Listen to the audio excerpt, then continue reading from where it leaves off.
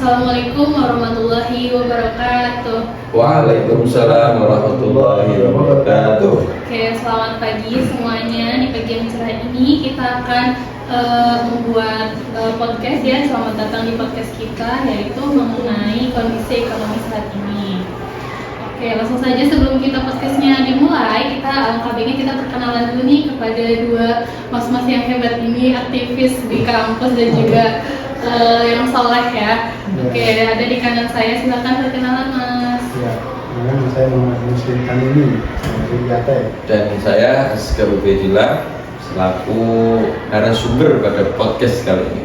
Oke, dan saya sendiri yaitu Alia Sofuro sebagai pemandu podcast kita pada pagi hari ini. Oke, Ngomong-ngomong, ini podcast mau bahas apa? Oh iya, podcast pagi ini kita ini akan membahas mengenai topik yang cukup berat ya, yang cukup panas, yaitu mengenai ekonomi di Indonesia saat ini di era Presiden Pak Prabowo. Waduh. Sudah mulai pemerintah yang baru banget. Tenang, kita membahasnya santai ya. Karena kalau misalnya kita nggak santai, yang ada kita darah tinggi gitu, tekanan darahnya naik seperti harga BBM kita saat ini. Oke. Ini saya rasa podcast ini akan bermanfaat ya untuk masyarakat, karena kita ini akan menjadi forum diskusi mengenai keadaan Indonesia saat ini. Langsung saja kali ya, karena tadi kita sudah menyinggung soal kenaikan harga, yaitu yang pertama kita akan membahas mengenai kondisi ekonomi Indonesia saat ini. Yang pertama, Mas Ubed dulu. Menurut Ya, Mas Ubed bagaimana? sendiri ini bagaimana ya kondisi ekonomi Indonesia saat ini? Oke, kalau melihat track record ketika Pak Prabowo pertama dilantik menjadi presiden sampai sekarang, menurutku kondisi ekonomi Indonesia sedang tidak baik-baik saja. Kita bisa melihat dengan adanya kebijakan-kebijakan pemerintah yang itu sangat menekan bagi rakyat bawah. Contohnya kita bisa lihat harga BBM naik, subsidi tersebut banyak yang jebol. Terus ini yang terbaru, harga Pertamax itu mengalami kenaikan yang sangat drastis dari 10.000 menjadi 16.000. Itu kan berdampak enggak di kalangan atas tapi berdampak pada ojek online dan juga para pekerja seperti dosen dan yang lain sebagainya. Oke, baik. Ya. Menurut Mas Amin sendiri gimana nih pendapatnya? Ya, tadi Mas Ubed yang menyinggung tentang kenaikan pertama ya. Mungkin kita perlu catat juga itu pertama yang naik itu non subsidi. Ya. Itu mungkin akan berdampak juga untuk kalangan atas dan juga kalangan bawah yang menggunakan pertama. Itu juga bisa kita kritisi agar harga-harga BBM ini bisa adil untuk semuanya. Oke, berarti satu pendapat ya, kayak ada kritik mengenai kondisi ekonomi saat ini. Kemudian katanya kan ekonomi itu tumbuh 5%, tapi uang belanja kok tumbuhnya 0%. Itu gimana tuh pendapatnya tuh? Kira-kira data statistik sama data di lapangan itu sesuai apa tidak? Oh, oke. Kalau misal berbicara soal data, sebenarnya kita nggak bisa memanipulasi gitu ya. Nggak bisa memanipulasi antara data yang diberikan oleh pemerintah atau data yang diberikan oleh Badan Pusat Statistik. Nah, yang perlu kita tahu, indeks dari 5% ini apa? Apakah mereka itu berbasis survei atau hanya berbasis data saja? Kalau kita berbicara berbasis survei lapangan di kondisi masyarakat Indonesia, menurutku naik 5% itu bukan keadaan real, tapi bisa jadi hanya pemalsuan gitu loh, hanya pemalsuan. Kita lihat saja, meskipun pemerintah mengatasnamakan rakyat itu naik, indeks ekonomi Indonesia naik 5%, tapi kenyataannya bagaimana? Rakyat masih susah. Ya itu mungkin 5% itu pemerintahnya ya, Iya. karena pemerintah juga rakyat. Iya, betul. Mungkin Kalau masalahnya Kalimat penenang ya buat yang 5%. Ya menurut saya pendapat sama Bro. Bisa kita lihat ya langsung di berbagai tempat yang masih kesusahan dalam perekonomian, dan karena terjadi inflasi juga, uang mungkin 100.000 sekarang bisa terasa 10.000 aja. Itu 100.000 bisa habis dalam sekali. ada harga dirinya ya. Banyak pemerintah harus tegas dan secara cepat untuk bagaimana mengembangkan rupiah dalam ranah global supaya ada harganya. Oke, jawaban yang sangat bagus ya. Dua-duanya setuju ya soal kondisi ekonomi saat ini itu perlu ditinjau agar lebih baik untuk masyarakat. Nah, oke, selanjutnya ini saya akan membahas topik yang cukup ramai juga yang akhir-akhir ini sering dibahas, yaitu mengenai program makan bergizi gratis MBG. Aduh lapar. Lapar udah makan belum nih? Aduh, kuliah nggak dapet nih. Nah itu kira-kira adanya program MBG itu baik atau tidak nih buat rakyat sendiri? Menurut Mas Ube dulu. Oke. Jadi kalau kita berbicara MBG itu ada yang namanya pembagian definisi. Kalau berbicara manfaat atau tidak, sebenarnya secara keseluruhan ini MBG itu bermanfaat. MBG itu bermanfaat, benar-benar bermanfaat. Tetapi prosesnya itu yang enggak bagus, jadi sehingga kesannya MBG itu jadi buruk. Program mercusuar dari presiden kita adalah MBG. Tetapi pemerintah itu tidak bisa melihat kondisi lapangan-lapangan. Saya pernah melihat video yang di situ isinya juga wawancara. Di situ di situ berbicara seperti ini. Kenapa program prioritasnya MBG nggak aksesnya saja? Padahal di situ sudah jelas dikatakan bahwa untuk menyalurkan MBG-nya susah. Karena apa? Karena jalannya. Dan anak-anak ketika mau berangkat sekolah itu susah karena jalannya. Kenapa lebih diprioritaskan MBG-nya daripada akses jalan untuk berangkat sekolah, untuk mobilitas masyarakat desanya? Itu yang perlu digarisbawahi tentang MBG. MBG bermanfaat, tetapi harus lihat dulu mana yang lebih manfaat. Ini itu harus menanamkan maqasid syariah. Betul. Ya logikanya aja ya, logikanya di sini ada dua segmen yang mana akses dan MBG ya. Nah, perjalanan dari misalkan pelosok-pelosok yang aksesnya masih kurang ya, itu harus naik perahu ataupun renang untuk ke sekolah. Itu kan mungkin alasannya karena sekolahnya lapar dan tidak makan. Nah, kalau solusinya MBG, itu akan terus berlanjut seperti itu. Maka kuncinya itu jalannya dulu, aksesnya dibenarkan. Nanti kan nggak ada kesusahan ataupun di sekolahnya itu bisa berjalan lancar, ada hambatan. Oke, mengenai kan MBG itu anggarannya cukup besar ya. Apakah itu sesuai gitu anggaran dengan hasil itu? Apakah menurut kalian itu sesuai atau tidak? Oh, kalau menurutku nggak sesuai. Seperti ini. MBG itu kan ada pihak ketiganya, yaitu SPPG, Satuan Pemenuhan Gizi, Pelayanan Gizi. Nah, di situ kita lihat sekarang banyak sekali pernyataan-pernyataan SPPG yang mana SPPG itu menutup dapurnya. Karena apa? Karena belum ada uang yang turun ke SPPG tersebut. Hal ini bisa mengindikasi bahwa meskipun anggarannya besar, tapi tidak bisa terserap oleh yang bawah. Jadi kemungkinan ada indikasi korupsi itu terbukti dengan adanya pencopotan Badan Kepala Gizi Nasional, itu Pak Dadan. Itu terbukti bahwa beliau ini korupsi, ada bawahan-bawahannya. Nah, itu juga perlu diperbaiki tentang penyaluran anggaran agar supaya apa, tepat sasaran penerima atau pengelolanya gitu. Mas Amin, setuju?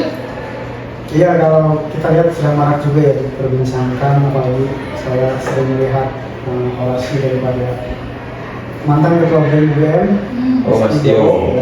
sering membicarakan tentang kelayakan pejabat pemerintah sekarang.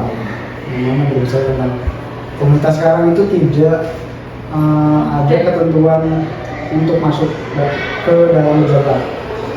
Nah, harusnya kan ada apa itu kelayakan untuk jadi pejabat. Nah, yang sekarang itu hanya diambil loyalitasnya saja. Oh. Nah, itu kan.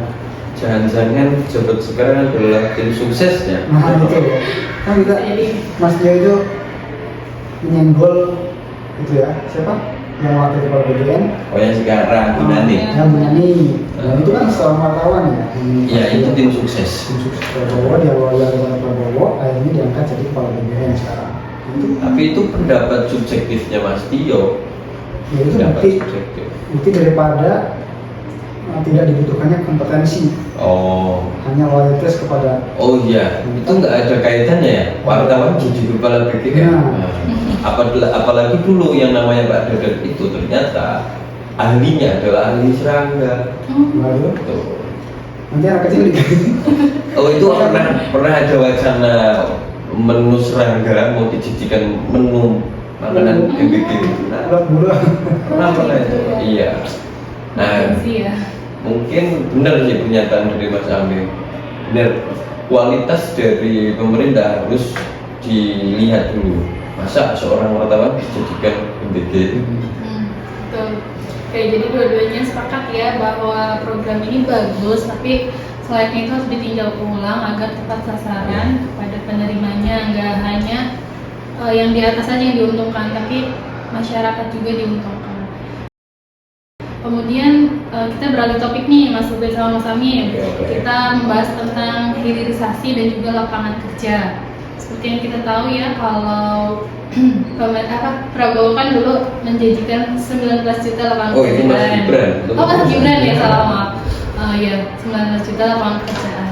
Dan menurut Mas Amin dan Mas Ubed, apakah hal tersebut itu sudah terrealisasi gitu ya di selama pemerintahan sekarang ini?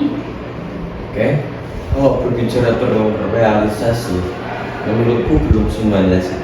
Masalah 19 juta ini masih perlu dilihat apakah benar-benar 19 juta atau 19 jutanya itu bukan lapangan pekerjaan, tapi adalah buzzer pemerintah. Nah, jadi gini, kalau berbicara soal lapangan pekerjaan, ini ada kaitannya dengan program-program andalan dari Pak Prabowo atau pemerintah kita, yaitu pertama KMP, Koperasi Merah Putih, terus kedua MBG ini. Nah, di sini kalau kita melihat bahwa pembangunan KMP dan pembangunan MBG dan program MBG itu sebenarnya menyerap lapangan pekerjaan. Nah, tapi apakah jumlahnya 19 juta atau tidak? Ini perlu tahu dulu. Dan janji dari 19 juta itu lapangan pekerjaan sampai sekarang itu belum terrealisasi sebenarnya. Dengan melihat dapur MBG dan KMP ini, menurutku jumlah dari yang masuk kerja di situ nggak sampai 19 juta. Maka harus perlu digarisbawahi itu 19 juta maknanya apa? Kalau Mas Amin sendiri mengenai hilirisasi, kayak kita mengekspor atau mengimpor barang, itu gimana pendapat Mas Amin? Apakah Mas Amin setuju Indonesia itu melakukan hilirisasi seperti mengekspor barang-barangnya dan juga melakukan impor di negara lain? Ya, saya juga mungkin Indonesia bagus untuk tidak impor barang dari luar untuk ketahanan pangan diri sendiri ataupun kemandirian pangan. Ini kita sudah lihat di kota-kota ataupun pelosok-pelosok seperti Papua itu dihilirisasi dari hulu sawit kan ya. Nah, itu tapi ada kontroversial yang mana itu termasuk eksploitasi hutan akan menyebabkan bencana-bencana mungkin seperti banjir atau dulu. Itu menurut saya apalagi untuk 19 juta lapangan pekerjaan ya, di media banyak menjadi persoalan KDMP itu akan malah bertukar hanya menukar karyawan yang lain gitu. Berarti Alfamart atau Indomaret itu itu malah emang ada lapangannya tapi yang ini menjadi kosong. Seperti hanya perpindahan karyawan dari ini akan menambah 19 juta lapangan kerja. Seolah memberikan solusi padahal ya Padahal sendiri yang aslinya- menciptakan masalah gitu ya. Iya. Oke, terima kasih pendapatnya yang sangat bagus ini. Selanjutnya sebagai kita kan backgroundnya mahasiswa ilmu Al-Quran dan tafsir. Kita sudah membahas tentang ekonomi dan juga politik. Saya pengen tahu nih dengan pendapat Mas Amin dan Mas Ubed, gimana sih Al-Quran itu memandang persoalan ekonomi yang sudah tadi kita bahas. Siapa dulu nih? Mas Ubed dulu. Oke, terima kasih. Ini kebetulan saya sudah menyiapkan tentang ayat yang membahas ekonomi. Itu terdapat pada Quran Surah Al-Hasyr ayat 7. Di situ mengatakan bahwa seperti ini.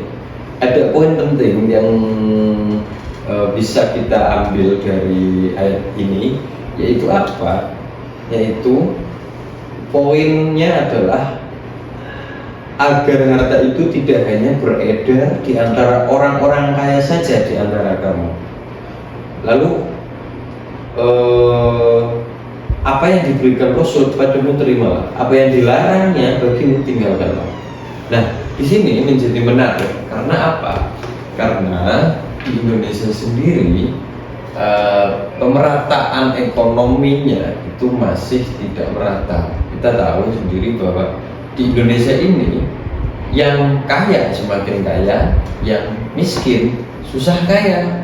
Itu menandakan bahwa beredarnya harta itu tidak merata.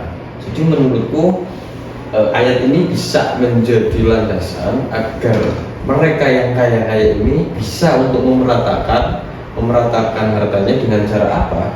Bisa membuka lapangan pekerjaan, bisa membangun perusahaan dan yang lain sebagainya, agar harta mereka beredar kepada orang-orang yang lebih miskin dari dia.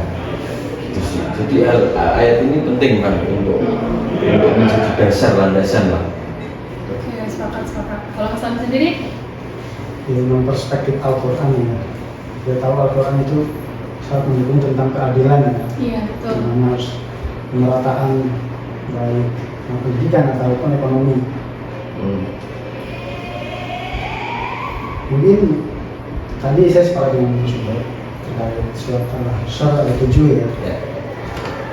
yang menjelaskan tentang yang kaya semakin kaya, yang miskin susah kaya.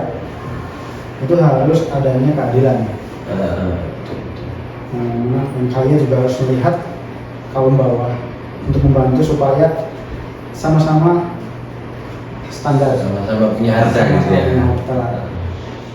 Tidak harus setara, tetapi cukup. Oke, jadi intinya kita harus setara ya dan adil ya. Kayak misalnya kita di mahasiswa ini, kalau misalnya kita ada tugas kelompok nih, kita ya harus kerja semuanya biar adil dan setara. Jadi kejayaannya atau nilainya juga kan sama semua gitu. Itu mungkin kalau di kalangan mahasiswa seperti itu ya bentuk setaranya. Oke, selanjutnya nih masuk ke harapan. Kira-kira Mas Amin dan Mas Ubed sebagai mahasiswa agent of change, itu harapannya apa nih untuk Indonesia agar kedepannya jauh lebih baik lagi? Mas Amin dulu coba. Dulu Iya, harapannya untuk harapan Indonesia apa? untuk Indonesia ya tentunya khususnya pemerintah ya yang mengelola Indonesia ini, harapannya untuk lebih bisa mempertimbangkan dan kritis terhadap lingkungan Indonesia sendiri secara umum, agar 5 dasar Pancasila itu bisa terpenuhi, dipegang 5 Pancasila. Dan harapanku bagi Indonesia tidak terlalu tinggi. Yang penting apa? Pemerintahnya membuka mata, membuka hati, dan mendengarkan. Kalau pemerintah sudah seperti itu, insya Allah Indonesia bagus.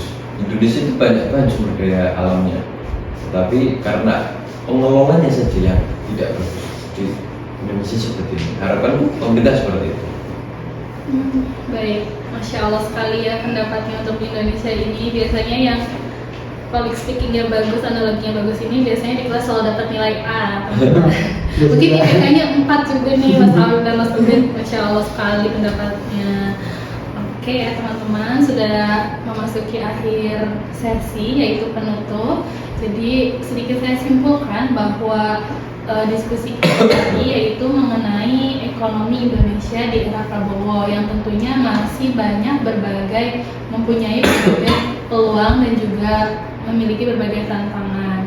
Nah, sebetulnya program-program di pemerintah itu patut kita dukung ya, tapi tidak menutup kemungkinan bahwa dalam program itu ada kesalahan, sehingga harus kita kritisi agar benar-benar membawa manfaat untuk masyarakat, ya kan? Dan pemerintahnya juga harus menerima kritikan. Nah, jangan arogan ya pemerintahnya juga. Kemudian dalam Al-Quran juga sudah jelas ya kalau tujuan ekonomi itu bukan soal pertumbuhan saja, tetapi soal keadilan dan juga kesejahteraan bersama. Oke, terima kasih nih Mas Ube dan Mas Amin atas sudah mengundang di podcast pagi hari ini. Yang sudah sharing-sharing banyak tadi mengenai ekonomi di Indonesia. Semoga Mas Amin dan Mas Ube sukses selalu. Terima kasih atas doanya. Oke, ada penutup kata-kata? Closing statementnya, Iya. menurutku nggak ada sih. Tadi sudah tak sampaikan, pemerintah harus Harapannya. buka mata, mendengarkan. Mas Amin? Ditambah buka hati aja. Oke, sekian podcast dari kita. Kurang dan lebihnya mohon maaf. Wassalamualaikum warahmatullahi wabarakatuh. Waalaikumsalam warahmatullahi wabarakatuh. Yeay.